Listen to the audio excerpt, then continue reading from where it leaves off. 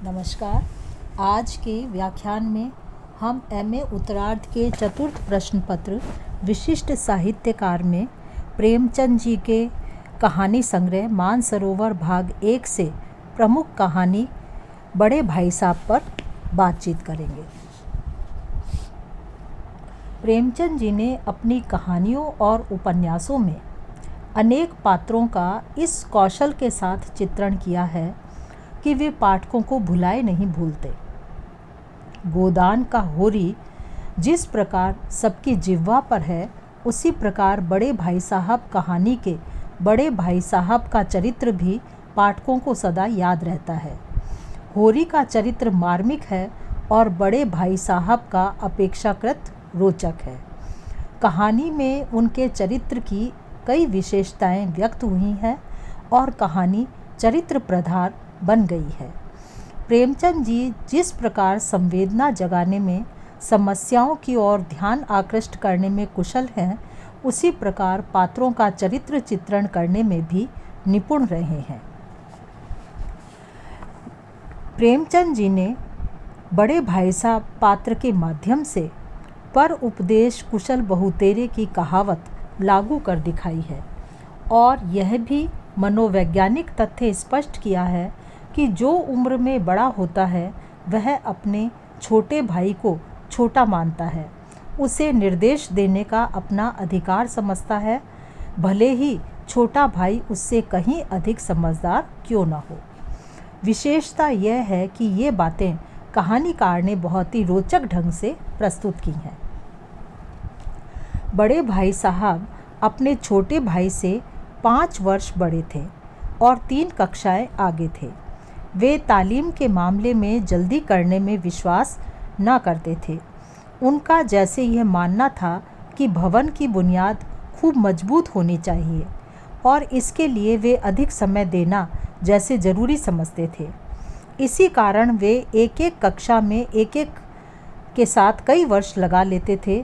खूब परिश्रम भी करते थे।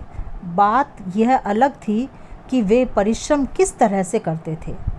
1 साल का काम 2 साल में करते थे, कभी कभी 3 साल भी लग जाते थे। पढ़ाई के मामले में संभवतः जल्दबाजी न करने के कारण ही वे 3 कक्षा आगे रहते हुए भी अपने छोटे भाई से मात्र 1 ही कक्षा आगे रह गए थे। बड़े भाई साहब पढ़ते ना हों ऐसी बात न थी। वे पढ़ते थे, खूब पढ़ते थे। उनका छोटा भाई जहाँ अधिक समय खेलकूद में बिता देता था, वहीं बड़े भाई साहब किताबें खोले, कभी कॉपी खोले हमेशा पढ़ते दिखाई देते थे। वे खेलने में समय देना तो एक प्रकार से समय की बर्बादी ही समझते थे। लेखक ने कहा है कि वह स्वभाव से बड़े अध्ययनशील थे, हरदम किताब खोले बैठे रहते। वे अधिक पढ़ते थे, इसलिए दिमाग को आराम देने के लिए ही जैसे किताब कॉपी पर चिड़ियों, कुत्तों, बिल्लियों आदि की तस्वीरें बनाया करते थे। वे मेहनत, अध्ययन के बारे में छोटे भाई को अपना उदाहरण भी देते थे कि तुम कितने घोंघा हो कि मुझे देखकर भी सबक नहीं लेते। मैं कितना मेहनत करता हूँ, पर यह तुम अपनी आँखों से देखते हो। बड़े भाई साहब अपने छोटे भाई के सामने कुछ तो आदर्श प्रस्तुत करना चाहते थे और कुछ उनका स्वभाव था कि वे खेल में भाग नहीं लेते थे। यूँ कभी मन तो उनका भी करता था, परंतु खेलते फिर भी नहीं थे। उन्होंने अपने भाई से कहा भी था कि कन कौवे उड़ाने का मन नहीं करता, मेरा भी जी ललचाता है, लेकिन क्या करूं, खुद बेपरवाह चलूं तो तुम्हारी रक्षा कैसे करूं। वे ना खेल तमाशे देखने जाते थे, ना क्रिकेट, ना हॉकी मैच देखने। वे खेल कूद में समय लगाने को पढ़ाई में बाधक ही मानते थे। इतने खेल तमाशे होते हैं, मुझे तुमने कभी देखने जाते देखा है? वे छोटे भाई से भी कहते थे कि खेल कूद में समय गंवाकर तुम कैसे पास होने की आशा कर सकते हो। उन्होंने अपने भाई से खेल कूद बंद करने के लिए यहाँ तक कहा था कि अगर तुम्हें इस तरह उम्र गंवानी है तो बेहतर है कि घर चले जाओ और मज़े से गुल्ली डंडा खेलो। दादा की गाड़ी कमाई के रुपए क्यों बर्बाद करते हो। बड़े भाई साहब अध्ययन तो बहुत अधिक करते थे, किंतु गलत ढंग से परिश्रम करते थे। एक तो पढ़ने से थकने पर भी किताब कॉपियों से अलग ना होते थे, चाहे वहाँ बैठे बैठे वे किताब कॉपियों पर कुत्ता, बिल्ली, चिड़ियों आदि के चित्र ही क्यों न बनाएं। कभी कभी वे पढ़ते समय व्यर्थ की बातें लिखने में भी समय बिगाड़ देते थे और समझते यही थे कि मैं अध्ययन कर रहा हूँ।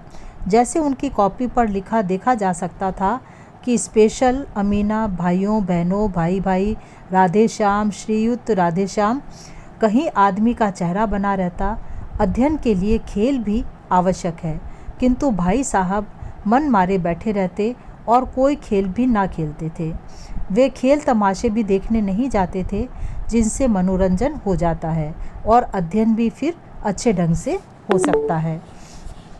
बड़े भाई साहब स्वयं तो खेल खेलते ही ना थे, अपने छोटे भाई को भी खेल खेलने से रोकना चाहते थे। छोटा भाई उनकी तरह सारे दिन किताबें लेकर बैठा नहीं रह पाता था। उसका तो बहुत सा समय खेलने कूदने, शरारतें करने, मनोरंजन करने में ही बीतता था। यह एक मनोवैज्ञानिक तथ्य है कि जिस काम से हम घृणा करते हैं उसे करने वाले को हम बुरा आदमी समझते हैं।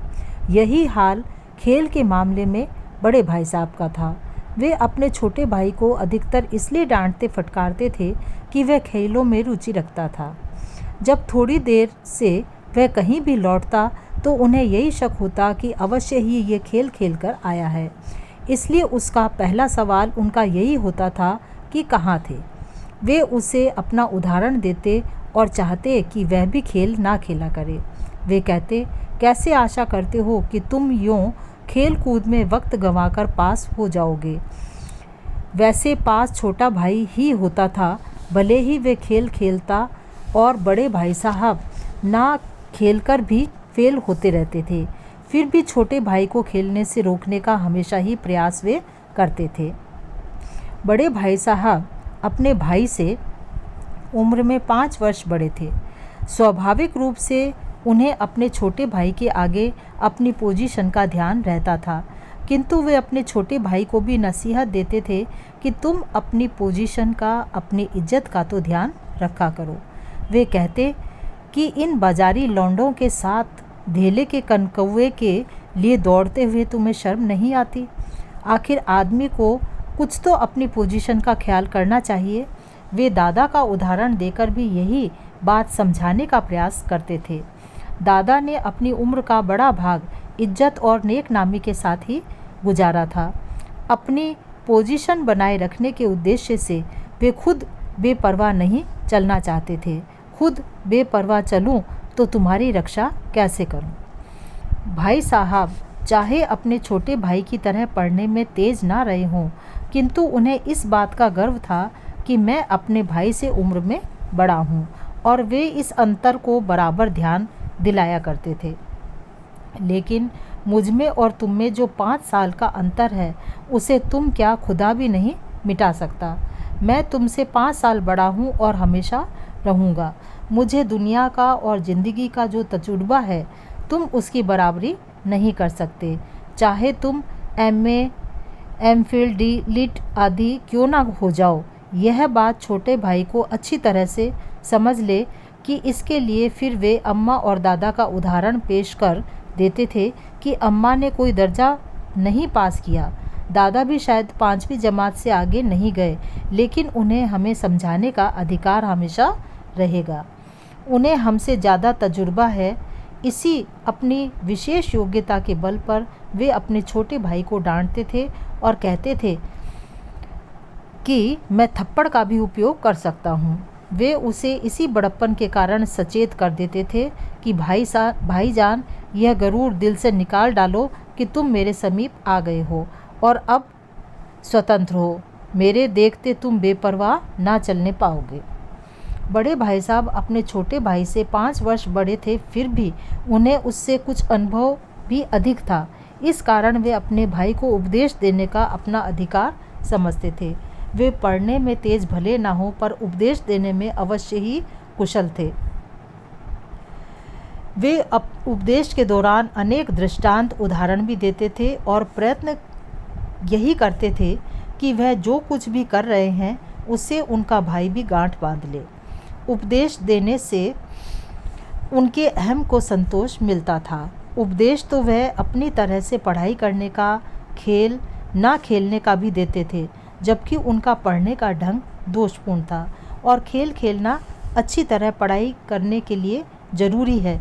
वे कहते, इस तरह अंग्रेजी पढ़ोगे तो ज़िंदगी भर पढ़ते रहोगे और एक हर्फ भी ना आएगा। उनका उपदेश भी छोटे भाई के प्राण दहला देने वाला, उसका पढ़ाई का उत्साह भंग कर देने वाला होता था। छोटे भाई को ऐसा लगता कि मेरे जिगर के टुकड़े टुकड़े हो जाते हैं और हिम्मत छूट जाती है। वह पढ़ाई छोड़कर घर चले जाने की बात सोचने लगता था।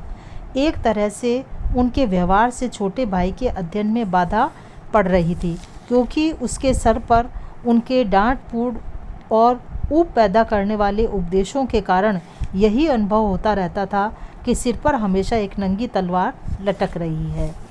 कभी वे कहते कि आदमी को घमंड नहीं करना चाहिए। रावण तक का अभिमान ना रहा, वह भी मिट गया। इसी एक बात घमंड ना करने के बारे में वे फिर शैतान का उदाहरण देने लगते। घमंड के कारण शैतान स्वर्ग से नीचे धकेल दिया गया। इस तरह के उदाहरण देकर एक बार उन्होंने अहंकार किया और भीख मांग मांग कर मर गया। वे कहते कि मेरे दर्जे में आओगे तो दांतों तले पसीना आएगा। वे अंग्रेजी, अलजबरा, हिस्ट्री, ज्योमेट्री आदि का हवा खड़ा कर देते थे। परीक्षकों के अनेक दोष गिना देते। वे स्वयं कनकौवे के पीछे दौड़ने से अपने छोटे भाई को रोकते थे, किंतु जब एक कनकौवा उड़ता हुआ उनके सिर के ऊपर आ गया तो पीछे दौड़ते लड़कों के दल की तरह कनकौवा पकड़कर वह भी बेतहाशा हॉस्टल की तरफ भाग छूटे। इस प्रकार प्रेमचंद जी ने बड़े भाई साहब का एक बड़ा ही रोचक चरित्र इस कहानी में प्रस्तुत किया है। चरित्र चित्रण में स्वाभाविकता, विश्वसनीयता, मनोवैज्ञानिकता है। बड़े भाई साहब का चरित्र एक ऐसे व्यक्ति का चरित्र है जो अपने मन संतोष के लिए बड़बड़ाता है, जिसमें कोई विशेष योग्यता नहीं है। ऐसे व्यक्ति का कई बार गलत प्रभाव भी पड़ने लगता है। एक प्रकार से लेखक ने बड़े भाई साहब पर व्यंग किया है और उसका सा आचरण न करने की ओर सभी को संकेत देने का प्रयास किया है। धन्यवाद।